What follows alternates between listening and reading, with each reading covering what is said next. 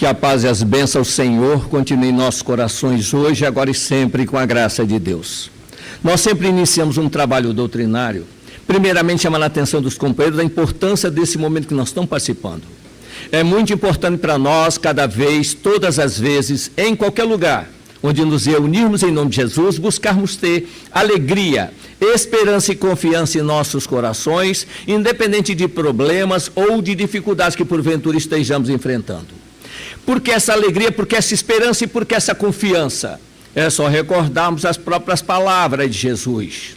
Onde 2 ou mais estiverem em meu nome, aí também eu estarei. E temos certeza que mais de 2 se juntam a nós em nome de Jesus. E nunca será demais nós pararmos e nos perguntarmos: o que é que eles vêm fazer aqui?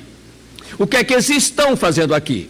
Primeiramente, não vem aqui para aprender conosco, mas sim para atender às nossas necessidades, e estejamos nós encarnados ou desencarnados.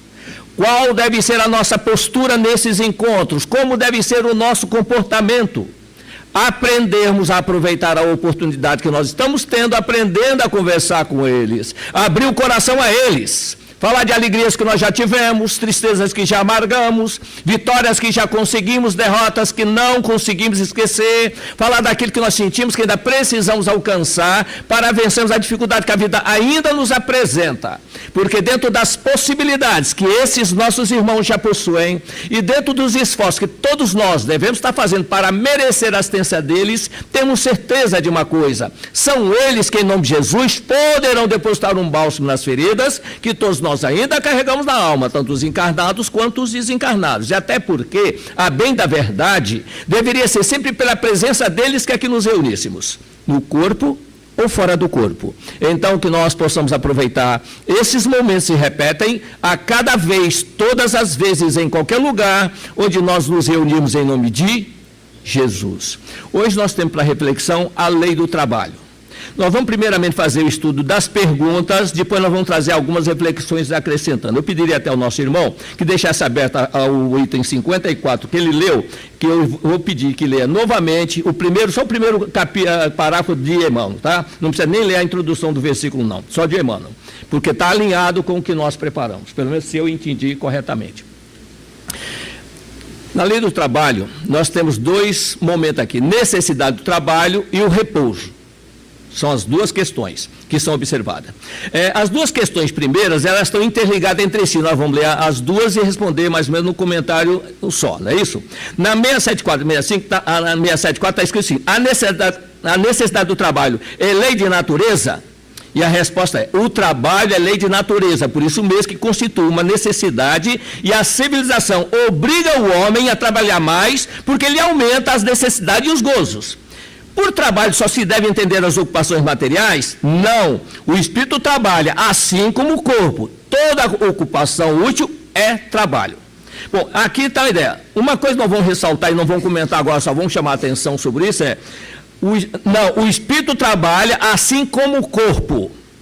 Não vamos entender assim: o nosso corpo é apenas apêndice que nós utilizamos. Quem trabalha somos nós. O corpo apenas obedece ao nosso comando, só faz o que nós mandamos. Tanto é que pessoas sem corpo praticamente trabalham. É a mente que trabalha. Nossa mente é que funciona. Até porque, atualmente, existe, por exemplo, recursos colocados artificiais que a pessoa, quando não tem o corpo, é colocado. Então, não é o corpo que faz. Quem comanda somos nós. É isso que nós temos que concentrar, né? Se nós continuamos alimentando a ideia que nós temos um espírito, nós pensamos como o corpo, isso aí nós temos que mudar. É por isso que nós vamos pedir que leia de novo, porque nós trouxemos para essa direção o estudo. Então, por isso que nós, é engraçado, é ao acaso, não é isso? Mas não é acaso não, é tudo preparado. Repara bem o detalhe, por que o trabalho se impõe ao homem? Em primeiro lugar, não se impõe, é necessário. É o problema que nós temos, que toda gente que não gosta parece estar me impondo. Confúcio tem um pensamento que diz o seguinte: se você encontrar o prazer naquilo que você vai fazer na vida, você nunca vai trabalhar um dia da sua vida. Mas tem que ter prazer. Agora, não é cansativo. Não é assim? Não, mas ali eu gostaria de fazer aquilo, mas eu ganho pouco naquilo. Então você não está preocupado em trabalho, está preocupado em ganhar. Então vamos começar, né, a verificar essa linha de conduta. Né? E ele diz, por ser uma consequência da sua natureza corpórea. Então, por que o trabalho se impõe? Por ser uma consequência da sua natureza corpórea. Isso também nós vamos comentar aqui agora, daqui a pouco, não é isso? É a expiação e, ao mesmo tempo, meio de aperfeiçoamento da sua inteligência. Sem o trabalho, o homem permaneceria sempre na infância quanto à inteligência. Por isso é que o seu alimento, sua segurança e seu bem-estar depende do seu trabalho e da sua atividade. Então, repara bem, olha, se é uma expiação, expiação, vamos entender, nós estamos falando em concordância doutrinária e princípio doutrinário. Não adianta eu raciocinar no livro que eu estou aqui se eu não voltar para trás, que a lei ela vem na sequência. Muito mais será cobrado é que mais foi dado, nós não podemos esquecer isso. Nós passamos pelo reino mineral, vegetal e animal, não é isso? Quando nós chegamos no último reino animal, eu pergunto, que culpa eu tenho pelo que eu fiz? Nenhuma. Eu não tenho responsabilidade nenhuma, mas logo em seguida eu recebo um corpo. Eu vou expiar o quê, se eu não fiz nada errado? Então a expiação vem antes de nós chegarmos no planeta. É isso que nós vamos comentar aqui também. Então, por isso que foi importante essa leitura aí, que aí abre uma linha para ele não ter tanta dificuldade de dizer que está recomendando. Deu para entender isso? Que se deve pensar dos que abusam de sua autoridade, impondo a seus inferiores excessivo trabalho. Olha só. O trabalho é educação, não é castigo.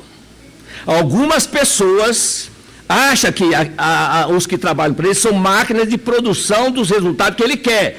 É um direito que assiste no comando. Todos nós já passamos por essa posição de mandar e obedecer, mandar e obedecer.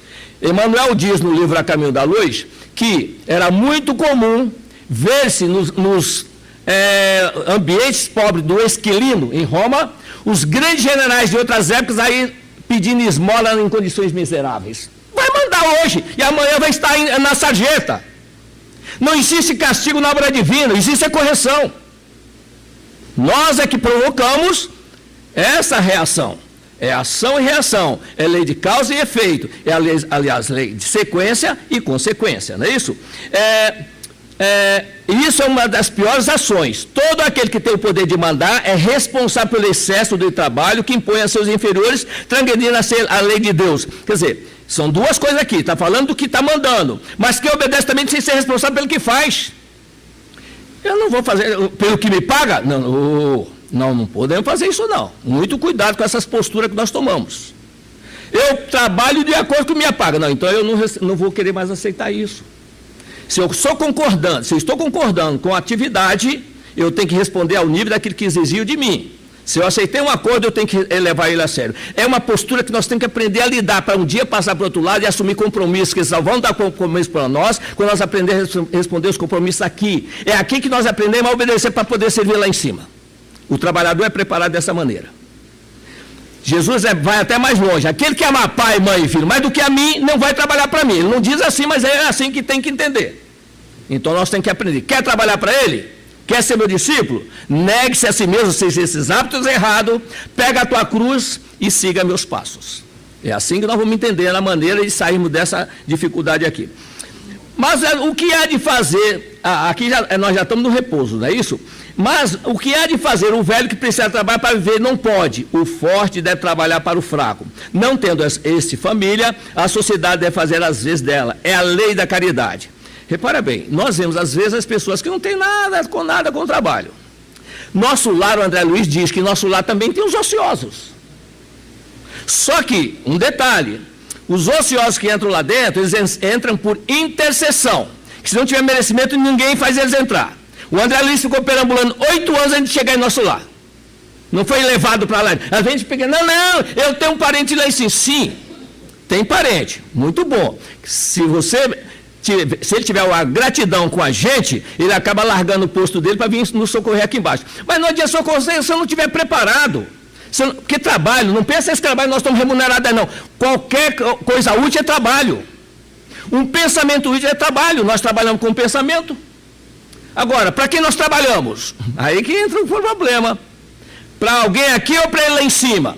Paulo diz em 2 cartas dele o seguinte: façamos de boa vontade como sendo ao Senhor e não aos homens. Qualquer coisa que eu fizer, Se eu sou contratado para um serviço, para atender alguém que vai procurar explicação ali, eu tenho que atender da melhor maneira possível. Eu não ganho, não é assim que às vezes a pessoa diz, eu não ganho para isso. Pera um pouquinho. Mas se está fazendo, tem que fazer. São coisas que nós temos que assumir, tem que corresponder. Aquele cargo que nós assumimos, nós respondemos pela responsabilidade que nós recebemos para nós. Mas será cobrado a quem mais foi dado, ou seja, quando eu recebo o encargo, eu sou responsável por ele. Então, eu não vou aceitar, isso eu não vou fazer. Então, pelo menos, já de imediato, já disse que não vai fazer. Por quê? Do outro lado, será cobrado de nós. Aqui talvez nem cobre, se não perceberem, mas do outro lado, não tem como fugir disso, não é isso? Porque fica registrado em nossa consciência. É preciso que aquele tem que prover a sua existência por meio do trabalho, encontre em que se ocupar, o que nem sempre acontece. Isso aqui foi escrito em 1857. Está a mesma coisa, sem trabalho para todo mundo, concorda? Não mudou muita coisa não, gente. O trabalho continua sendo difícil. Nós lamentamos, reclamamos contra ele, mas quando ele não vem, a gente está procurando onde é que ele está. Arruma um, né? Não, mas não é bem isso que eu queria. Sabe, eu gosto daquele trabalho. Eu conheci uma pessoa que o patrão dele, às vezes emprestava dinheiro para comprar remédio na farmácia, dava vale e não cobrava. E quando ele contava isso para todo mundo, eu queria arrumar um emprego desse. E pessoas que faziam o mesmo que ele fazia, o patrão às vezes nem emprestava, e quando emprestava fazia questão de descontar no vale. Ah não, o dia que tiver uma vaga lá, você me avisa? Tá bom, eu te aviso. Aí um dia ele avisou para alguém que tinha vaga. Aí ele falou, quanto é que eles pagam lá? Eles pagam um salário mínimo. Eu ganho 5 aqui. Aí ele viu que não é benefício nenhum não, gente. Aí ele fica assim, que é cativado pelas coisinhas pequenas que recebe. Quer dizer, eu te pago 5 salários, quer dizer, com um você não pode ganhar. Que eu empresto 10% do que ele ganha. Você ganha 500 vezes mais do que ele. A expressão é ruim, porque ele não me dá nada de graça. Isso é egoísmo da gente. A gente tem que fazer cálculo, a gente tem que ser bastante objetivo. E chama-se instinto de conveniência. O que é conveniente? Se eu não prejudicar ninguém, eu vou tirar a minha vantagem nisso, sem prejuízo para ninguém. Isso aí não é problema nenhum, é apenas utilizar a inteligência nossa em benefício do que nós fazemos. Agora, eu não quero ganhar tudo, eu quero ganhar mais e ainda os benefícios do outro que não ganha quase nada. Aí chama-se egoísmo, porque ele se apresenta em várias circunstâncias, não é só na relação que nós temos entre nós, não. Com a vida também nós temos isso aí, não é isso? E aqui diz para nós, quando se generaliza a suspensão do trabalho, assume as proporções de um flagelo, qual a miséria? Nós estamos quase vivendo isso aqui no Rio de Janeiro, ou não estamos? As pessoas não recebem salário, estão fazendo cota aí para receber comida para poder trabalhar, porque parou o emprego. E nós estamos falando de 1857, os espíritos respondendo. E isso sempre aconteceu. Quem é do meu tempo, por exemplo, a ver se ele andava nas bancas de jornal, aumentou o desemprego, eu sempre li isso. Eu nunca vi excesso de emprego, nunca teve. Sempre falta, porque quando Kardec diz que vendo multiplicar a população, não se preocupa, Deus cuida de tudo isso. Quer dizer, tem um equilíbrio para isso. Nós temos que fazer a nossa parte, não a deles. Eu quero fazer a deles, não fazemos a nossa. Né? Esse é o problema. Eu quero trabalhar no que é dos outros. Eu gosto daquele serviço. A ciência econômica procura remédio para isso no equilíbrio entre a produção e o consumo. Lei de oferta e procura. Está aqui escrito. Não é novidade, não. Na faculdade explica isso como se fosse uma novidade. Mas não é. Sempre foi assim. Que lá de cima que manda os técnicos para cá, gente. Vamos acordar para a realidade. As inteligências estão lá. Quando precisa aqui, eles mandam de lá para cá. Vem aqui, faz trabalho e voltam. E deixa aí o projeto para ele tocar para frente. Inventores, tudo mais, é assim que funciona. Lá que está a inteligência, não é aqui não. Aqui chega o resultado do esforço dele quando Jesus autoriza que venha. Foi assim que veio todo o iluminismo para cá, inclusive Kardec, junto com os demais, quando ele despacha para cá. Funciona assim. E a gente, não, aqui não tem inteligência nenhuma aqui. O que nós usamos é o que eles trazem para cá, deixa implante e volta. Eles não têm mais que ficar aqui. É uma misericórdia que eles fazem por nós. E nós, às vezes, não avaliamos isso, não é isso? Esse elemento é a educação. Há um elemento que não se costuma fazer pesar na balança, e sem o qual a ciência econômica não passa de simples teoria. Esse elemento é a educação. Não é a educação intelectual, mas a educação moral. Não nos referimos, porém, à educação moral pelos livros, sim, a que consiste na arte de formar os caracteres, a que incumbe Hábitos, porquanto a educação é o conjunto dos hábitos adquiridos.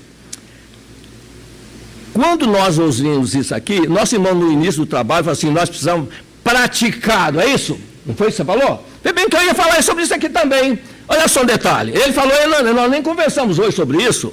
Então são dois verbos que eu quero chamar a atenção com relação a isso aqui. Participar e praticar. São dois verbos. Participar e praticar. Às vezes nós participamos e achamos que estamos bem no serviço. Nossa doutrina e os conteúdos que ela nos insere. Eu participo de tudo que pede. Sim. A participação torna às vezes um hábito que nós criamos. Só um hábito, um costume. E a prática tem um objetivo, tem que ter. Por isso que eu pratico. Eu quero alcançar alguma coisa. Vou mostrar o que é um hábito, o que é praticar aquela atividade. Tem um cristão do passado que existem resultados para isso. Mostrar um resultado positivo, depois vou mostrar no final o resultado negativo, não é isso? Tem um grande cristão do passado chamado Inácio de Antioquia. Vê que é a pessoa que tem certeza do que é oferecido a ele. Ele, um grande cristão do início, preso na Palestina, foi trazido em Roma para ser sacrificado nos leões, junto com os demais cristãos que estavam nas arenas, nas galeras da arena. Quando ele saltou no porto de Ostia e chegou de frente à cidade de Roma, ele viu aqueles prédios belíssimos, mármores, monumentos fantásticos, ele nem sonhava encontrar aquilo. Ele começou a rir de alegria, com as mãos amarradas, porque seria morto. Quando começa a sorrir de felicidade, o guarda vem e dá um tranco nele. Maluco, vai morrer e está rindo? Sim. Estou feliz agora. Por que feliz se você sabe se você vai morrer? Porque se Deus permite que seres que não respeitam tenham uma cidade dessa, imagina o que meu Senhor não me prepara lá em cima. E nós pensamos nisso. Ninguém quer ir. Ninguém quer ir.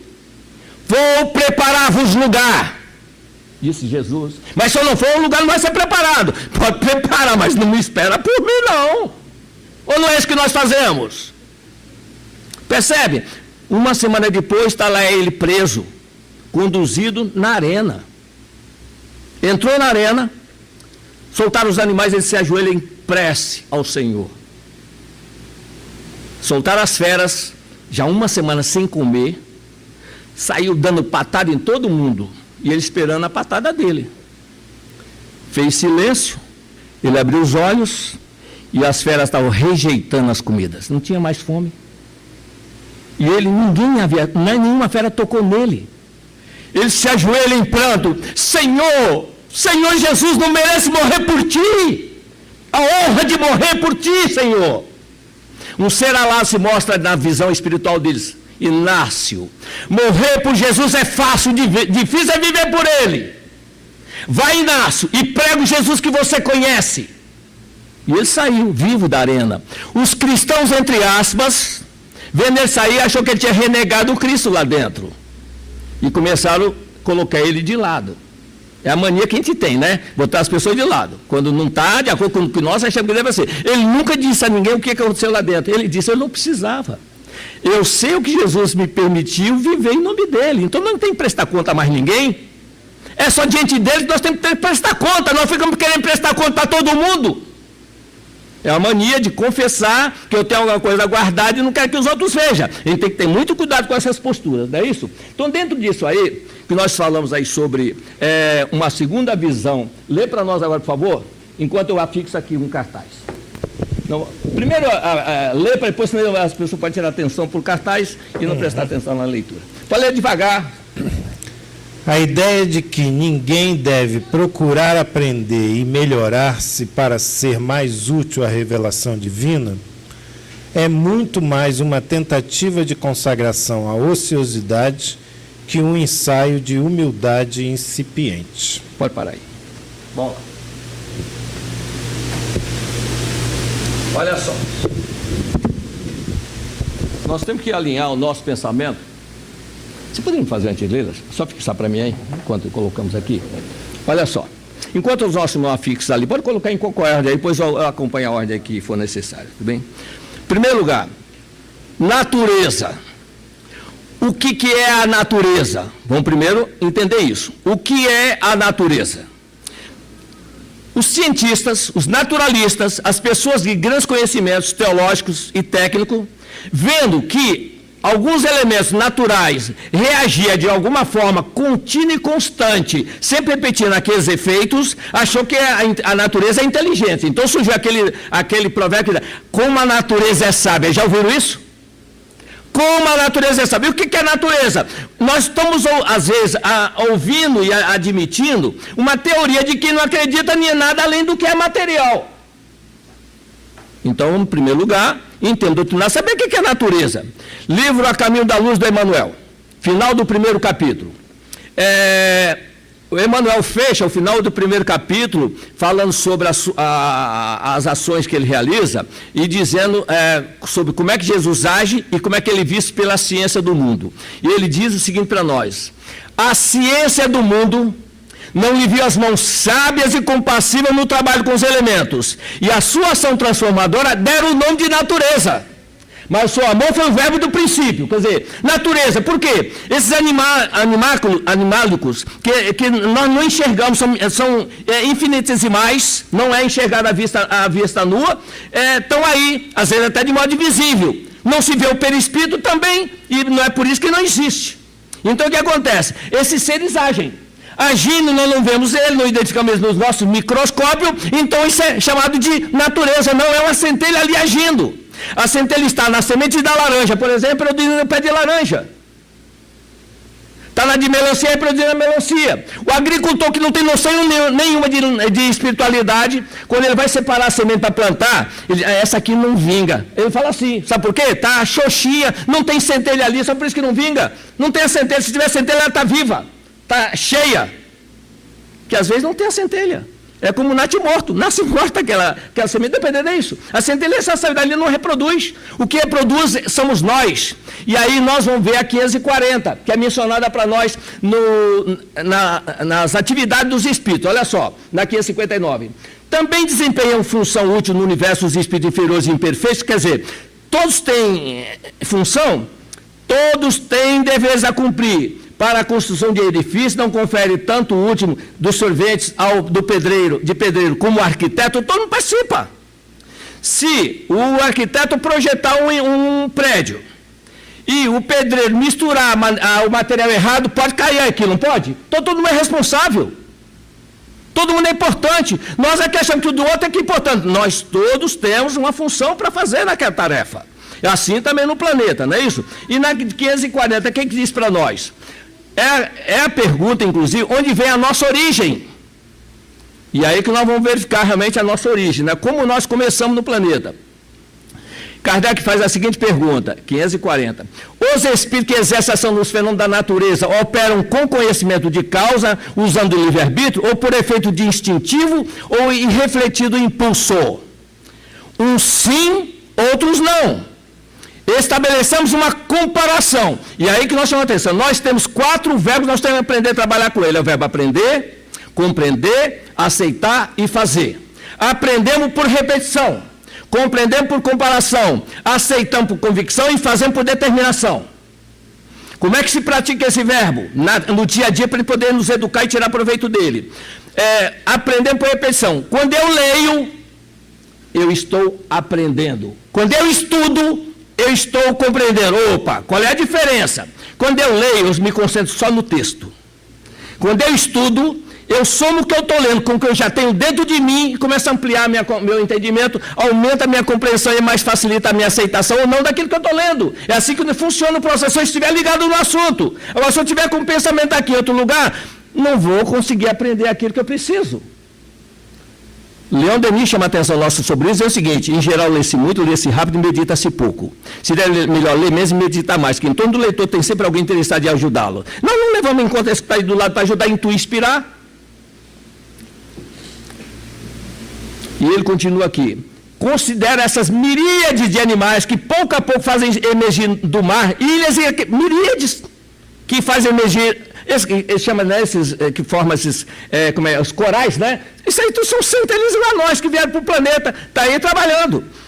Julgas que não há um fim providencial e que essa transformação da superfície do globo não seja necessária à harmonia geral? Entretanto, são animais de ínfima ordem que executam essas obras, provendo as suas necessidades e sem suspeitar de que são instrumento de Deus, da obra. Estão trabalhando, gente. Tem direção para eles? Claro que tem. Eles não têm inteligência para assumir o caminho, mas são direcionados. O instinto nele conduz para aquilo. Por isso, nós, em cada fase, nós temos aquela função do instinto.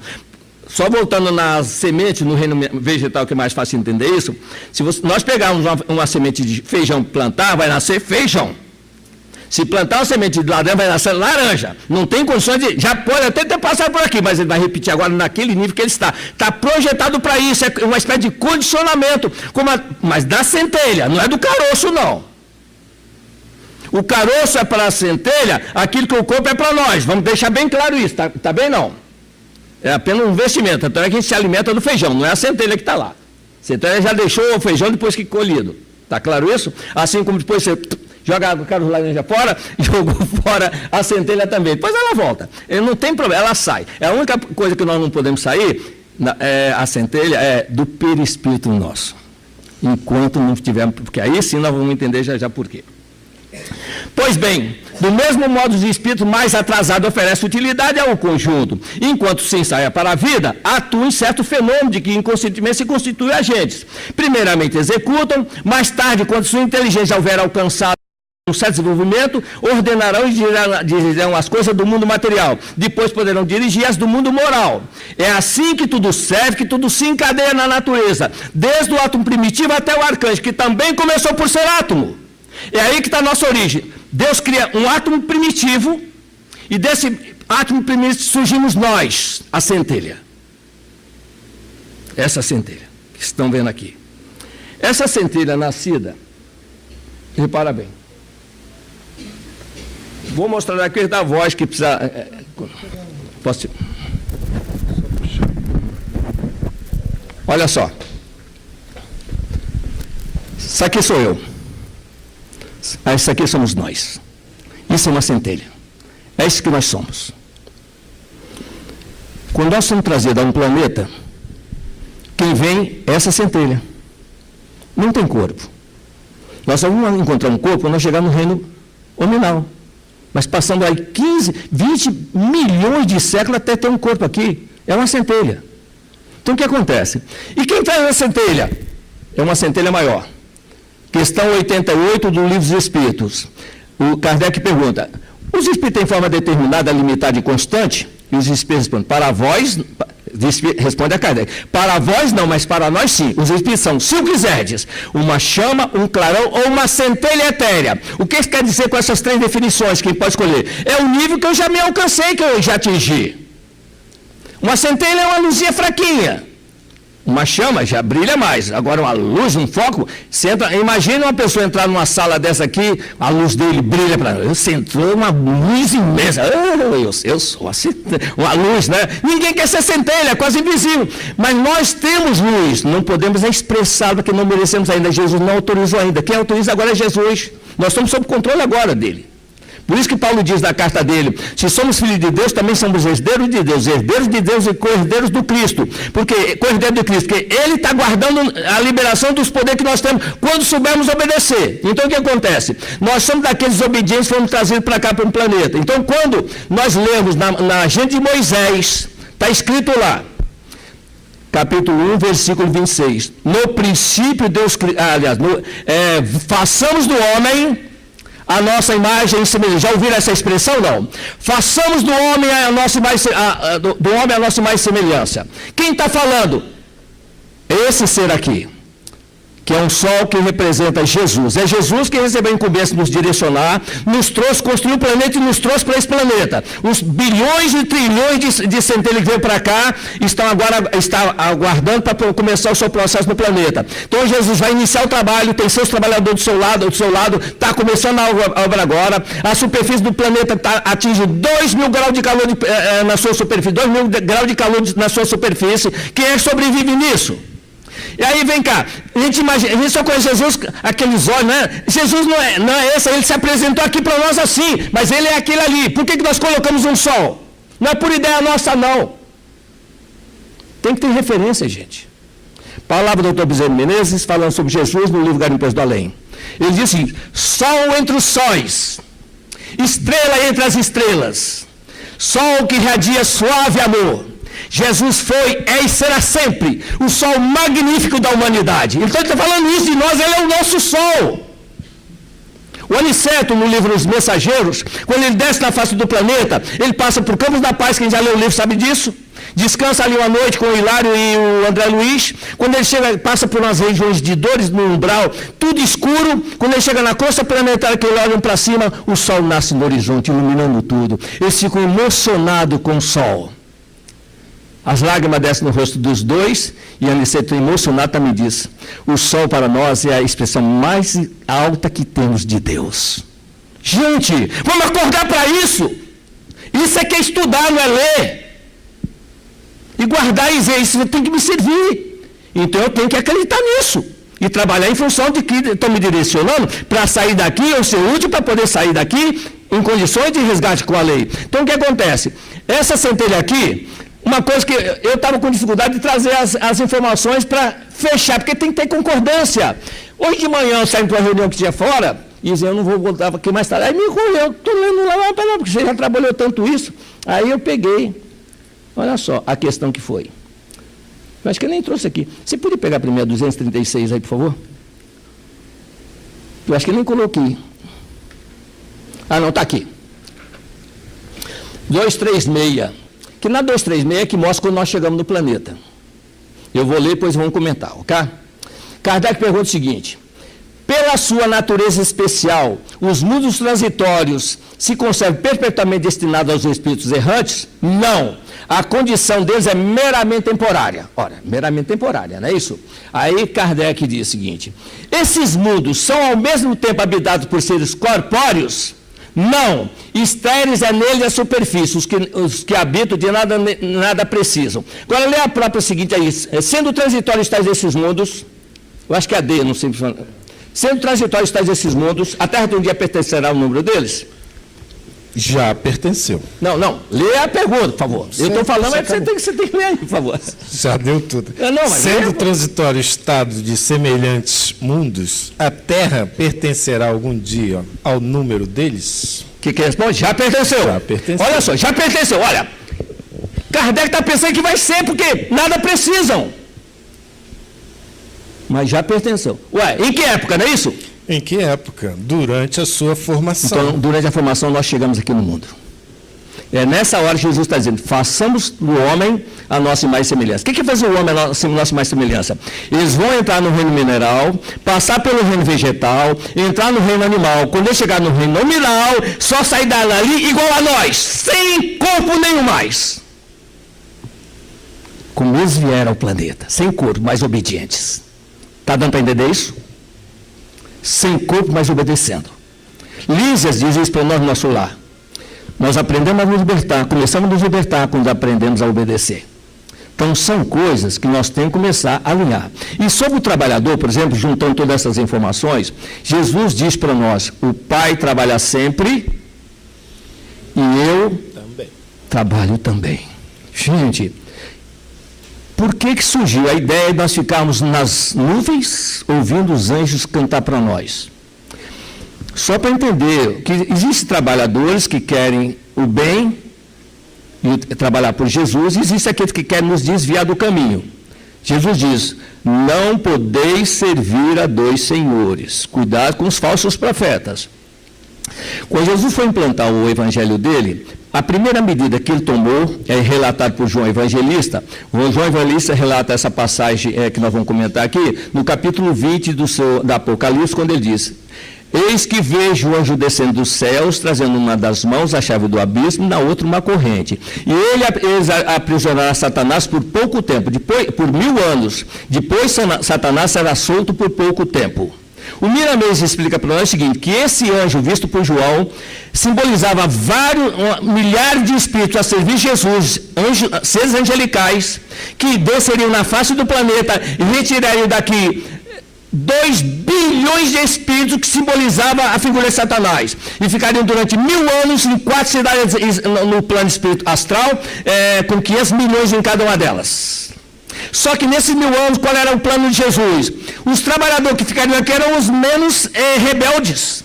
Poderiam contar conosco, se nós estamos aqui, né? Contar conosco. Então, o que aconteceria? Ele traria o evangelho, os piores não estariam aqui, 2 bilhões, é muita gente, estava lá guardado, nós ficamos que a gente não pode fazer nada, todo mundo está interferindo. Não, vou tirar isso daqui para vocês trabalhar livre. Não tem interferência. Só que lá em cima, eles sabiam que iriam, depois de 1000 anos, ser libertos. Então, o plano deles era o seguinte: quando nós formos libertos daqui, nós vamos destruir tudo que ele fizer lá embaixo. Então, é mais fácil destruir do que construir. Nós percebemos isso. Para ter uma noção sobre o trabalho, não estava nem anotado aqui, pois não vou ler o texto. Mencionado no Universo e Vida, o Áureo fala sobre isso, o médium Hernandes Santana, e o Emmanuel, no A Caminho da Luz, também fala sobre isso. Jesus mandou um apóstolo dele, no ano 600, para fazer um trabalho. Por quê? Havia alguns bispos da igreja cristã estabelecida que estavam fugindo dos princípios. Então, precisaria de alguém que viesse a mão de Jesus para redirecioná-los no caminho justo. Esse apóstolo, Jesus se incumbiu de vir, apóstolo dele da Galileia.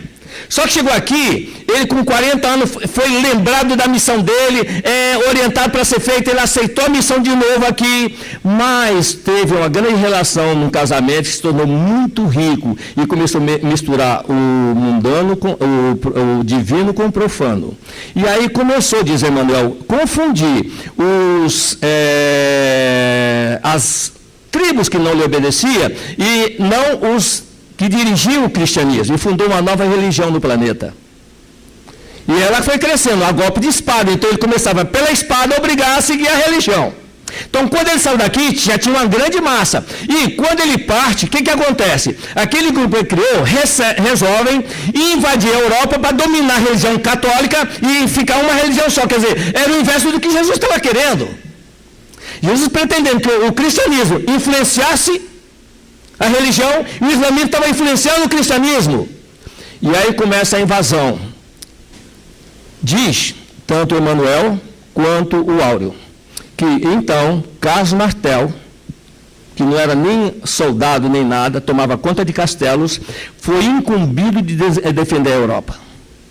E ele conseguiu rechaçar a Europa. Aí nós vamos trazer para vocês o comentário de historiadores terrenos que não tem nada com o plano espiritual.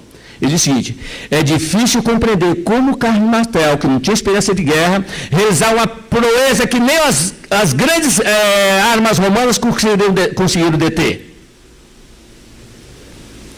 Ele, com simples armas pequenas e um exército imenso com armas de 7 metros de comprimento, ele conseguiu rechaçar todos. Eles não entendem como dizer que se ele perdesse a guerra, desapareceria da face do planeta o cristianismo. Mas aí Emmanuel diz que as forças do bem resolvem então intervir. Aí eles intervêm. Por quê? Gente, Jesus tem 2000 anos para trazer esse planeta para um novo regime de regeneração. Ele tem um prazo para fazer. Não pense no tempo que nós queremos, não. Ele tem prazo para ele, perante a divindade. Só que esse trabalho todo desses que estavam lá em cima atrasou 600 anos do programa que ele tinha. É um terço do tempo que ele possuía. Qualquer um de nós for fazer um trabalho num prazo, se alguém tirar um terço dele, tá, mas você também me tirou, assim que nós dizemos, para Jesus não tem que fazer. Porque ninguém sabe o dia que vem o seu Senhor para pedir contas. Ele tem que cumprir o prazo dele. Nós temos que estar colaborando com ele, não importa o momento. A colaboração é apenas uma adesão, é a participação, só isso. Não tem que fazer milagre nenhum, é fazer o que manda aqui na página de hoje. E por que isso? Porque tem um programa já definido. Muita gente não sabe, às vezes a gente questiona alguns movimentos dentro da doutrina espírita, porque em 2007, em Brasília, Dr. Bezerra Menezes traz a seguinte mensagem, estou colocando só um resumo, abriu, se quiser, o manda a mensagem, está ela completa, só para a gente saber que tem. Ele dizendo, iniciado a abertura dos trabalhos através do Divaldo, diz: encontra-se presente nessa reunião convidado pelos espíritos espíritas do Brasil, o nobre codificador. E com ele, as falanges do Espírito da Verdade. E ficarão conosco até que se instaure um novo período de regeneração no planeta. Ou seja, como o planeta vai sofrer uma transformação, Jesus, já adiantando as providências, já mandou uma equipe para estar pronta de prontidão para nos socorrer se for necessário. 2007. 19 de abril de 2010, em uma nova mensagem, ele já adianta um pouco mais. Ele diz: começou ontem, 18 de abril, a Era do Espírito. Jesus determinou a Ismael que comunicasse a vários responsáveis das trações da terra nas populações que em 50 anos seria trocada toda a população terrena, primeiro 1/3, 2/3, 3/3. Será uma população mesclada de aqueles que vêm para dar um impulso no progresso do planeta, da evolução do planeta, e outros que também terão a oportunidade de aprendizagem, como nós estamos tendo agora. É uma troca, é uma viagem de mão dupla. Uns vão, outros voltam. O que acontece com isso? Nós estamos sabendo disso. Eu, para mim, tomei conhecimento na internet. Pesquisando mensagem, encontrei lá. Aí eu falei, vou assumir o compromisso. Todo lugar que eu vou comentar isso, que ninguém nunca comenta essas coisas. Nós falamos só noção de será que nós não estamos impedindo o conhecimento das pessoas para mudar? Pelo menos tem que saber o que está acontecendo. Não adianta avisar. Nós estamos falando aqui de como é que chama ele? Aquele do Islã, o Maomé. Um grande apóstolo de Jesus. Ele que diversificou o objetivo.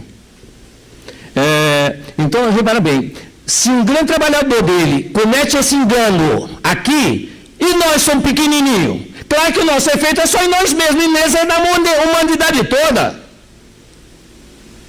E vamos culpar quem? Nós temos o Evangelho. O que falta para nós? Nós queremos alguém que venha dizer, confirmar o que Jesus disse? Gente, não pode mais haver isso. Lembra de Inácio de Antioquia? Quando ele viu a cidade, ele sorriu. Eu sei que cidade eu vou encontrar. Nós temos medo de que nós vamos encontrar. Por quê? Porque nós somos um grande trabalhador. Não somos. Temos medo de voltar, porque nós sabemos de onde nós passamos lá do outro lado. E por que não mudar? Dentro disso, vamos ver o seguinte, agora vamos ver os que não praticam, não é isso? Os que não fazem. Porque os que fazem já tem um resultado bom. Mas é tão pouco que a gente já sabe o nome deles. Não é assim? Nós já falamos aqui de Fabiano uma vez, não é isso? Sabemos o nome deles, são escolhidos e vêm e fazem o trabalho. Olha só, no livro Ação e Reação, que nós estamos estudando, terminamos agora, se Deus quiser, em março, o André Luiz está lá numa reunião feita onde o Dru está socorrendo os sofredores que faliram no trabalho aqui. E olha só como ele descreve a cena. O recinto a que demandáramos era confortável e amplo. Bonito, né? Confortável e amplo, tá bom, né? Gostoso, me chama porque eu vou. Mas, quando esse mais aparece, ou no entanto, é muito cuidado, né? Mas a expressiva assembleia que ele lotava era, em grande parte, desagradável e triste. Já começa aí, chocou os que estavam ali aguardando, ansiosos de ter um contato com os orientadores. Aqui e ali se acomodavam assistentes e enfermeiros, cuja posição espiritual era facilmente distinguível pela presença simpática que encorajava os sofredores. Ou seja, eles estavam encorajando, não, vamos levantar, vamos ter força. Esse é o trabalhador verdadeiro, que alimenta a esperança. Dá força para ele continuar. Não adianta não. Fazer para quê? Perceberam a diferença? E os outros estão lá. Aí o que acontece? Calculei em 200 aproximadamente o número de enfermos à nossa frente. E uma senhora simpática dirigiu-se ao nosso diretor e disse o seguinte: meu amigo, meu filho, eu não consigo me aproximar dele. Ele anda meio louco, não me reconhece, continua autoritário, realmente ele não me atende. Olha, como eu sofro, como pode o amor passar por isso? Aí eu digo, minha irmã, o amor, como não é direcionado, ele causa prejuízo mais do que às vezes o ódio.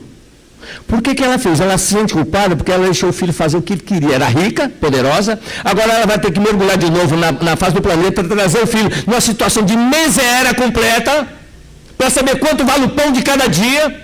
E aí nós ficamos com pena, né, de algumas pessoas. Não, nós temos que trabalhar para ele não se revoltar. É isso que nós temos que pedir. O grande trabalhador tem que pedir para que não revolte a que está na experiência difícil. Ajudar no que possível, mas não tirar, ficar ali, realmente, tem muita injustiça. Tem gente que tenta falar isso. Tem muita injustiça na vida. Não nem de falar isso. Se ele está injusto, quer ver um detalhezinho que nós temos que ter cuidado com as palavras? Você tem o evangelho aí, não tem? Tem. Eu acho que é o capítulo 7, honrar pai e mãe, o item 9. Enquanto ele abre ali o item 9, repara no detalhe. Nas palavras que às vezes nós usamos, nós temos que ter cuidado quando pronunciamos, porque às vezes elas estão colocadas de uma maneira que pode ser uma filtragem mediúnica ou uma ideia que não é bem a precisa. Honrar pai e mãe. Eu agora me esqueci do número do capítulo. E o que acontece? Quando nós estamos falando, eu estou falando aqui, eu não sei quais são os desencarnados que vieram para ouvir. Então tem que ter muito cuidado com as palavras que eu coloco, senão eu acabo alimentando as ideias que tem do outro lado. Se está sofrendo, a ideia está errada. Em primeiro lugar, isso. Se eu estiver sofrendo, rebelde, é que eu estou agindo errado. Mas se eu fui trazido aqui é porque eu mereço ser ajudado. Só isso que nós temos que entender. Quantas vezes nós usamos obsessão? Nós, às vezes, atendemos uma pessoa, quem já fez a obsessão sabe disso, o médium incorpora uma entidade que ele me solta, quer ir embora. Não é assim que ele fala? Quem ele trouxe? Me larga, tira essa corrente. Não é assim que fala?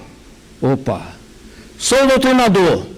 Não sei se é homem ou mulher que está manifestando ali. Às vezes não sabemos, não tem uma evidência, mas se ele está ali, ele não sabe quem trouxe, nem que lugar que é. Mas é um necessitado que merece ser socorrido. E Jesus diz, não vos preocupeis com o que haveis de dizer. Abri a boca, que o Espírito Santo falará por vós. Quem é esse Espírito Santo? O que eu trouxe aqui.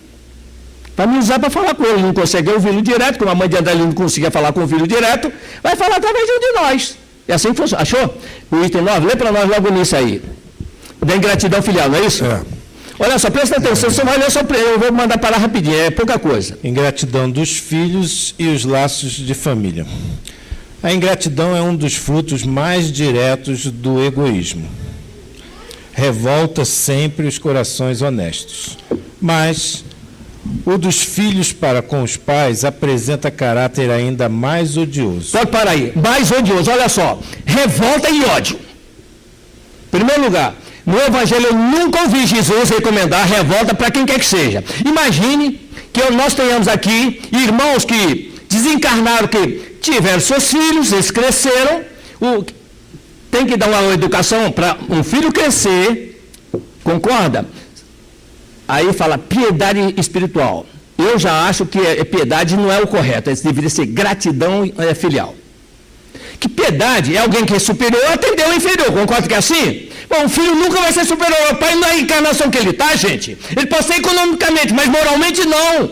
Que se não fosse o pai, ele não viria para cá, está claro isso ou não? Não conheço ninguém aqui na relação de parentesco. Mas uma coisa eu posso afirmar, todos aqui são filhos. Todos aqui são filhos, não são? Todos são.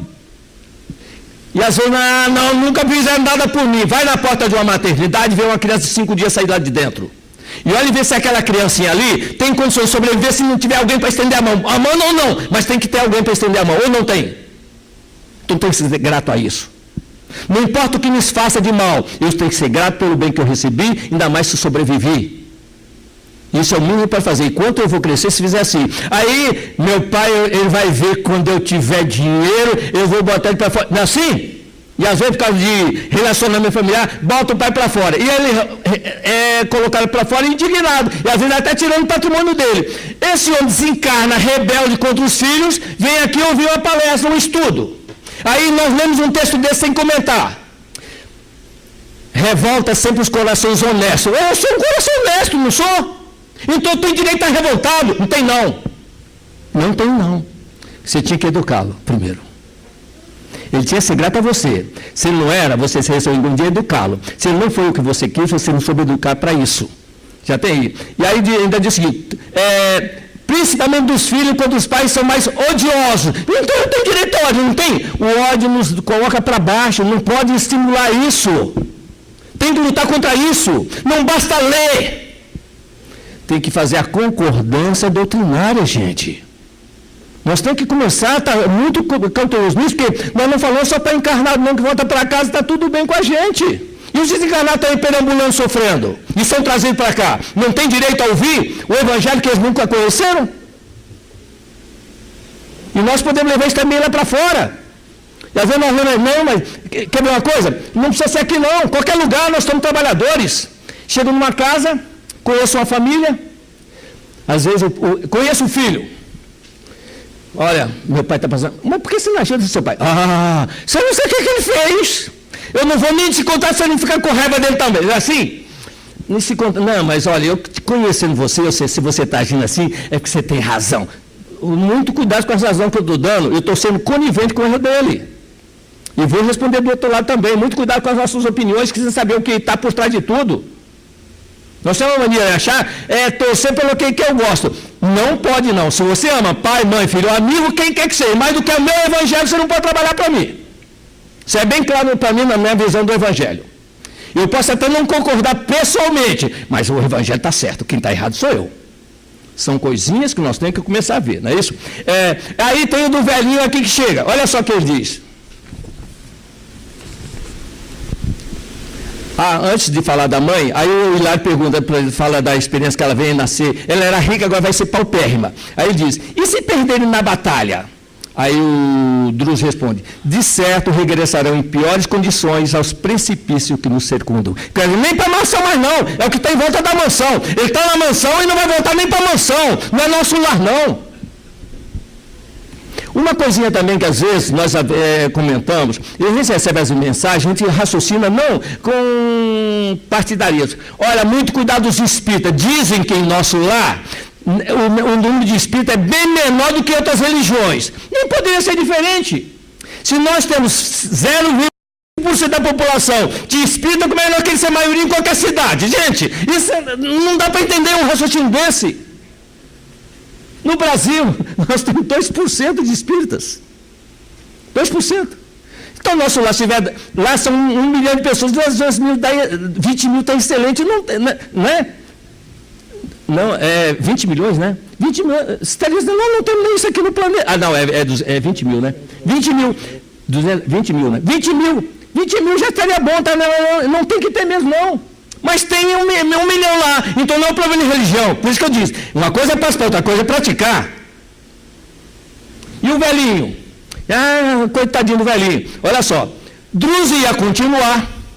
No entanto, um velhinho cambaleante veio até nós e disse-lhe humildemente, meu instrutor, estou cansado de trabalhar nos tropeços daqui. Há 20 anos carrego doentes loucos e revoltados para esse asilo. Quando terei meu corpo na terra para descansar no esquecimento da carne aos pés dos meus? Quero voltar para a terra. Então daqui quer ir para lá. Não quer ir para lá e dali quer voltar para cá? Porque está trabalhando lá, o velhinho não consegue nem andar. E o Drus responde para ele, olha só. Drus afagou-lhe a cabeça e respondeu comovido, não desfaleça, meu filho, consola-te. Também nós, faz muitos anos, estamos presos a esta casa por injunções de nosso dever. Sirvamos com alegria. O dia da nossa mudança será determinada pelo Senhor. Ele vai mudar. O dia que ele achar que a gente merece, ele muda. Nós queremos que ele mude e nós não mudamos, por quê? O Gotuso, já ouviu falar do Gotuso? Nosso tempo já acabou, só vou fechar o Gotuso aqui, para terminar. O Gotuso, ele chega lá, o André ele vai conversar com ele e diz, vem cá, a Zenóbia, vocês já leram aqui o Obreiro da Vida Eterna, não é isso? Ele chega na casa transitória, a Zenóbia trabalhando, olha, a Zenóbia é uma grande trabalhadora, ela trabalha 1 ano e depois assume outra pessoa na direção da casa 1 ano também, revezar, já está 20 anos nesse trabalho, entra um, sai outro, vai descansando, e ela vai, passa onde? Ela vai para esferas mais elevadas, tem mais conhecimento, para trazer conhecimento para melhorar o nosso nível de vida aqui. Aí o André disse para o Gotuso, e você, Gotuso? Onde é que você passou disso? Eu não posso ir lá para cima, não. Quando eu posso, eu vou lá para o planeta Terra. Olha o que ele diz da Terra, gente, que a gente não vê aqui.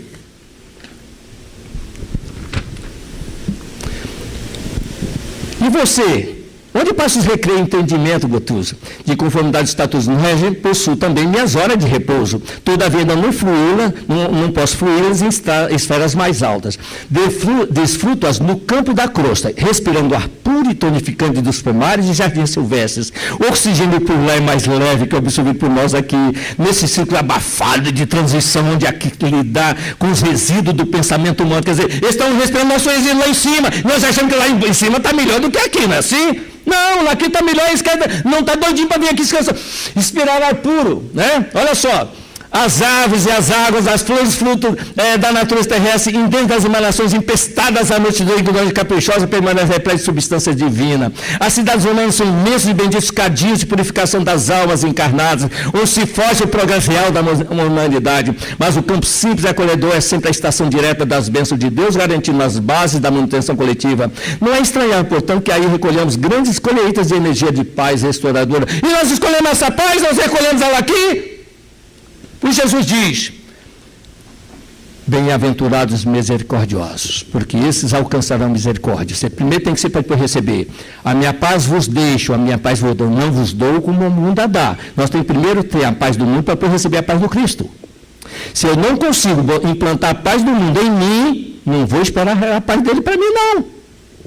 Isso aí é lição, é lei para nós. Ah, não espero encontrar Jesus. Não. Então se ajusta para poder chegar até ele. Aí ele diz aqui para nós. Aí o André Luiz diz: conhecia de sobra a propriedade de seus argumentos, rememorando experiências anteriores que me diziam respeito. Contudo, objetei com sinceridade. Lastimo, porém, que você ainda não tenha podido visitar regiões mais elevadas. Descobriria continentes radiosa surpresa, revigorando com eficiência e estimula a esperança. O André Luiz ainda chega para ele o seguinte: doutor, você não quer que eu interfira para você para ir? É a mania que nós temos lá. Eu vou fazer um pedido para ver se deixa você ir. Gente, aqui no planeta, a gente pode até ser pobre. Se ganhar na loteria, pode viajar para onde quiser, não pode?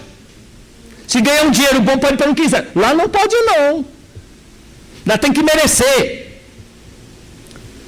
Se nós somos rebentados aqui, tendo dinheiro não pudesse ir, imagine chegar lá e não poder ir para lugar nenhum.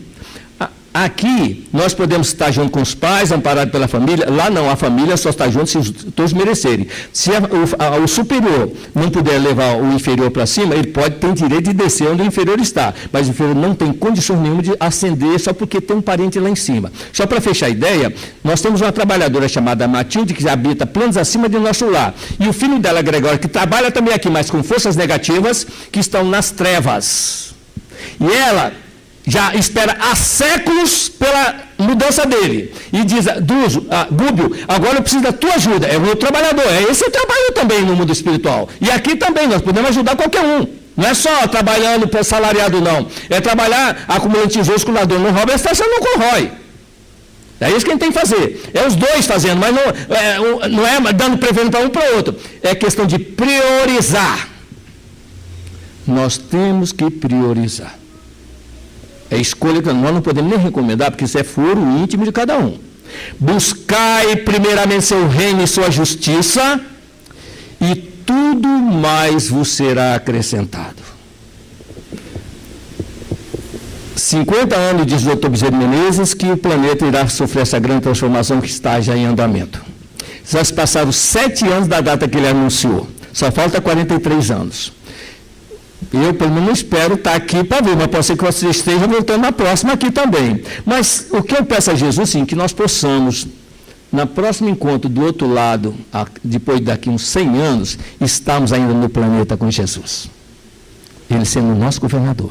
Agora, se não pudermos estar, não tenhamos também muita preocupação, não. O Cristo que vai receber a nós lá é o mesmo que recebeu os outros capelinos aqui. O mesmo amor de Jesus.